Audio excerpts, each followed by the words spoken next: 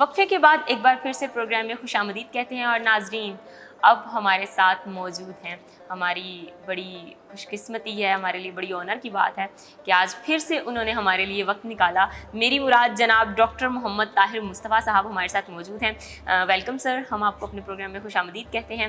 اور ناظرین، جس طرح سے آپ جانتے ہیں کہ آج کا ہمارا موضوع جو ہے وہ رمضان اور رسول اللہ صلی اللہ علیہ وآلہ وسلم کی محبت کے حوالے سے ہماری گفتگو ہے، اور ڈاکٹر صاحب ہمارے ساتھ موجود ہیں۔ انہی کے ساتھ اسی موضوع پر آج کے سوالات ہمارے ہوں گے، اور اگر اسی حوالے سے آپ کا بھی کوئی سوال ہو تو آپ ان سے ضرور پوچھ سکتے ہیں۔ ڈاکٹر صاحب ہمارے ساتھ موجود ہیں جو کہ سوال کا جواب ضرور دیں گے۔ ڈاکٹر صاحب، بلا تاخیر ہم اپنے پروگرام کا آغاز کرتے ہیں، اپنے سیگمنٹ کا آغاز کرتے ہیں، اور جس طرح سے آپ جانتے ہیں کہ آج کا ہمارا موضوع جو ہے محبت، رسول اللہ صلی اللہ علیہ وآلہ وسلم کی محبت اور رمضان کے حوالے سے، تو اسی حوالے سے میرا جو پہلا سوال ہے آپ سے کہ محبت رسول صلی اللہ علیہ وآلہ وسلم دراصل ہے کیا؟ بسم اللہ الرحمن الرحیم۔ بہت شکریہ مقدس۔ محبت رسول صلی اللہ علیہ وآلہ وسلم ہمارے ایمان کا حصہ ہے، ہماری رگوں میں دوڑتا ہوا خون ہے محبت رسول۔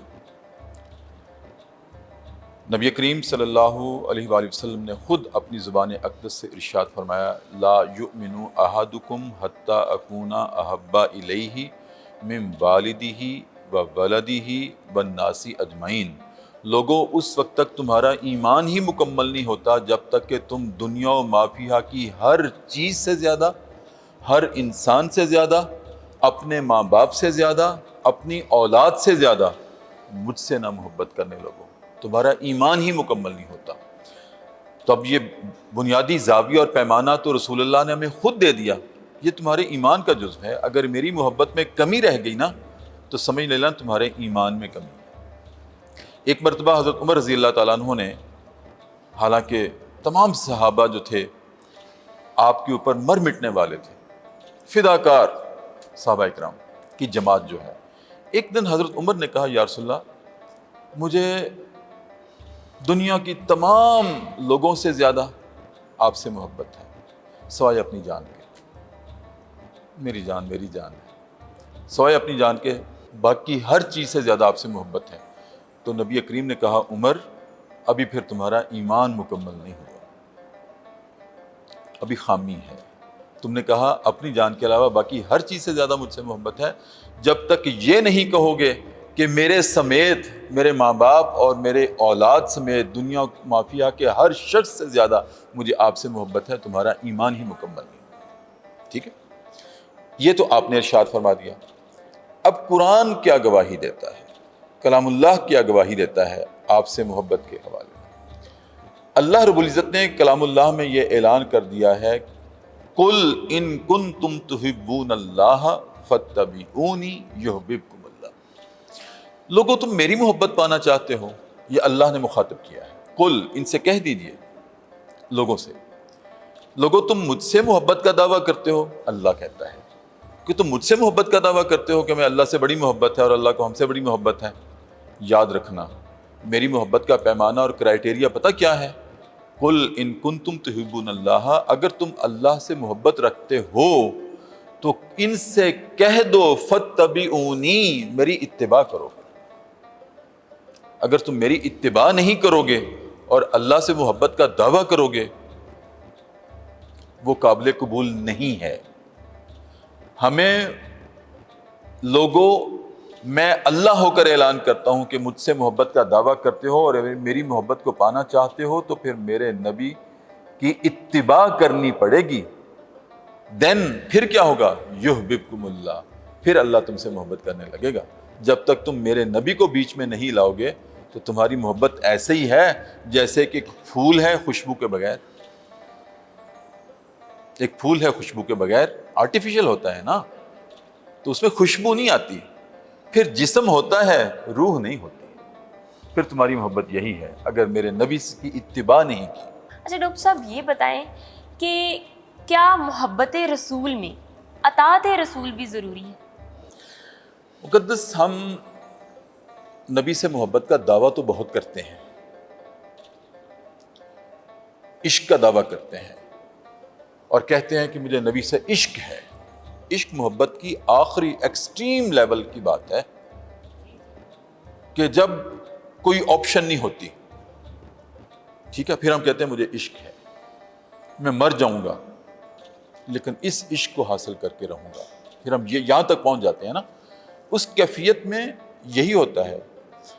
اب نبی سے بھی ہم عشق کا دعویٰ کرتے ہیں, محبت کا بھی دعویٰ کرتے ہیں, ایکسٹریم پھر عشق کا بھی دعویٰ کرتے ہیں. کیا کبھی ہم نے غور کیا ہے کہ نبی سے محبت کا تو عشق کا تو دعویٰ ہے, کیا میرے شب و روز میں 24 گھنٹے میں 24,000 کام ایسے ہوتے ہیں جو میں کرتا ہوں نبی نے نہیں کیا تھا؟ پھر کہاں گئی محبت, کہاں گیا عشق؟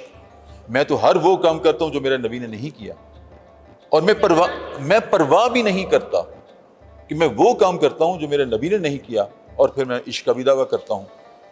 نماز کا وقت ہوتا ہے اور اذان بھی ہوتی ہے, مجھے جنبش تک نہیں ہوتی کہ میرے نبی تو نہ صرف یہ فرض نمازیں بلکہ رات کو میری ماں عائشہ رضی اللہ تعالی عنہا طاہرہ صدیقہ گواہی دیتی ہیں کہ نبی کریم صرف فرض نمازیں نہیں, رات کو بھی قیام اللیل کرتے تھے, رات کو نوافل میں کھڑے ہو جایا کرتے تھے, اور اتنا رویا کرتے تھے کہ آپ کے سینہ مبارک سے ایسے آواز آتی تھی جیسے ہنڈیا پک رہی ہے.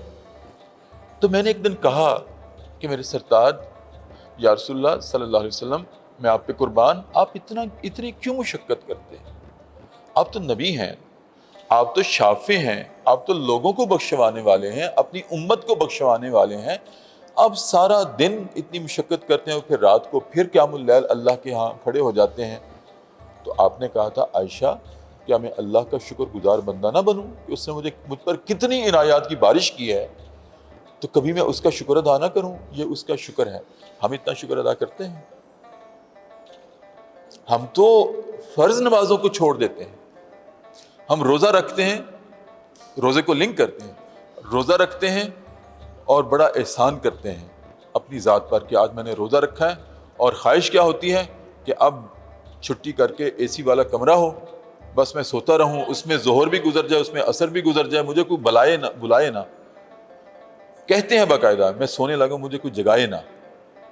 اس روزے کا کیا فائدہ جو میرے نبی کی اطاعت اور محبت کے بغیر گزارا گیا؟ وہ روزہ تو پھر ایسے ہی ہے جیسے پھول ہے, اس میں خوشبو نہیں, دھڑ ہے اس میں روح نہیں. اللہ کو بھی ایسے روزے کی کوئی ضرورت نہیں. روزے کی کوئی ضرورت نہیں. کہا کہ مجھے کوئی ضرورت نہیں ہے کہ تم بھوکے پیاسے رہو, میں نے تو یہ دیکھنا ہے تم مجھے کتنا مانتے ہو. دیکھیں, ہم اللہ پر ایمان رکھتے ہیں کہ وہ ہے, نبی پر بھی ایمان رکھتے ہیں کہ میرے نبی ہیں. ایک ہے اللہ اور اس کے رسول پر ایمان رکھنا, ٹھیک ہے نا, یہ اللہ, یہ ہمارا ایمان ہے. اللہ کو ماننا ایمان ہے, رسول کو ماننا ایمان ہے, اور اللہ کی ماننا عبادت ہے, اور رسول کی ماننا محبت ہے. ہم نے کبھی فرق ہی نہیں جانچا کہ اللہ کو ماننا ایمان ہے اور اللہ کی ماننا یہ عبادت ہے, رسول کو ماننا ایمان ہے اور رسول کی ماننا اس کی محبت اور عشق ہے. ناظرین, یہاں وقت ہو گیا ایک چھوٹے سے بریک کا. بریک کے بعد واپس آتے ہیں, کہیں مت جائیے گا. السلام علیکم ورحمۃ اللہ.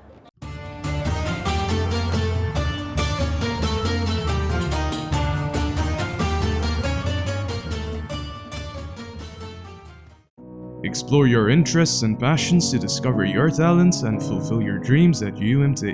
Information Processing Center accommodates more than 25,000 participants and meets the international standard.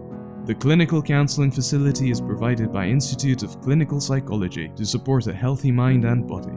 A modern and visionary mosque built to facilitate all the university and the people in the vicinity. UMT has established a fully equipped fitness center for faculty, students and staff, all under the supervision of trainers for enhancing the quality of life. Expert health and well-being counselors and medical practitioners to support you. Your taste buds will come alive with our vast dining options of fast food, lunch, snacks, baked goods, tea and coffee found at the Symposium Cafe. An exclusive area assigned to the transport service for the purpose of parking and maintenance of buses. Achieve your dreams here and now.